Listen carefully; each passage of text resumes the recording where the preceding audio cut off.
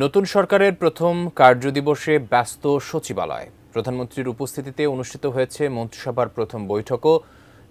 সচিবালয় থেকে আরও জানাচ্ছেন সহকর্মী একে আজাদ।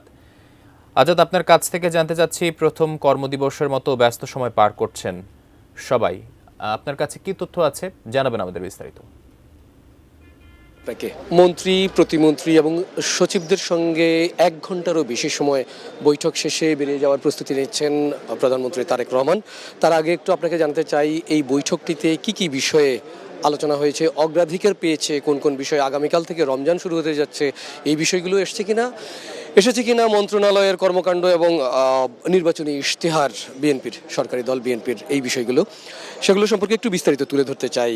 পররাষ্ট্র প্রতিমন্ত্রী শামা ওবায়েদ বৈঠক শেষে তার সঙ্গে আমাদের কথা হয়েছে। তিনি বলেছেন যে জনগণ ম্যান্ডেট দিয়েছে, তাই প্রত্যেকটি মন্ত্রণালয় যেন জনগণের আশা আকাঙ্ক্ষা পূরণ করতে পারে সেই দিক নির্দেশনা দিয়েছেন প্রধানমন্ত্রী। তার পরবর্তীতে প্রধানমন্ত্রীর উপদেষ্টা ডাক্তার জাহিদুর রহমানের সঙ্গে আমাদের কথা হয়েছে। তিনি পরিষ্কার করে বলেছেন বিএনপির শর্ট টার্ম 180 দিনের একটি প্ল্যান আছে এবং এই প্ল্যানটি প্রধানমন্ত্রী তারেক রহমান নির্দেশনা দিয়েছেন খুব শীঘ্রই রিফাইন বা পরিমার্জন করে জাতির সামনে তুলে ধরবার জন্য যে আসলে বিএনপি কি করতে চায় জনগণের কাছে। তথ্যমন্ত্রী আরও পরিষ্কার করেছেন তার বিষয়গুলো, যে এখানে অগ্রাধিকার পেয়েছে কোন কোন খাতগুলো, কারণ রমজান আগামীকাল থেকে শুরু হতে যাচ্ছে, তাই রমজানের দ্রব্যমূল্য নিয়ন্ত্রণ রাখার পাশাপাশি যাতে দ্রব্যের যে সাপ্লাই চেইনটি রয়েছে সেটি স্বাভাবিক রাখা, সেই সঙ্গে আইনশৃঙ্খলা পরিস্থিতির উন্নয়ন সহ বিদ্যুৎ সরবরাহ যাতে স্বাভাবিক থাকে, বিশেষ করে সেহরি এবং ইফতারের সময়ে নিরবিচ্ছিন্ন বিদ্যুৎ সরবরাহ ঠিক রাখার নির্দেশনা দিয়েছেন প্রধানমন্ত্রী।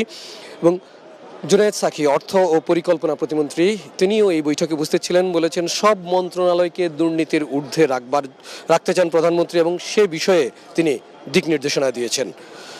সবশেষ প্রধানমন্ত্রী সচিবদের সঙ্গে এটা কথা বলেছিলেন প্রায় 15 মিনিটের মতো, 4:15 থেকে 4:30 এরকম একটি সময়ে বৈঠক হয়। সেই জায়গায় বলেছেন যে বিএনপি তাদের যে ইশতেহার দিয়েছেন নির্বাচনের আগে, সেই ইশতেহারের উপরে জনগণ ম্যান্ডেট বা রায় দিয়েছে, তাই এই ইশতেহার বাস্তবায়নের জন্য সচিবদের সহযোগিতা চেয়েছেন তিনি।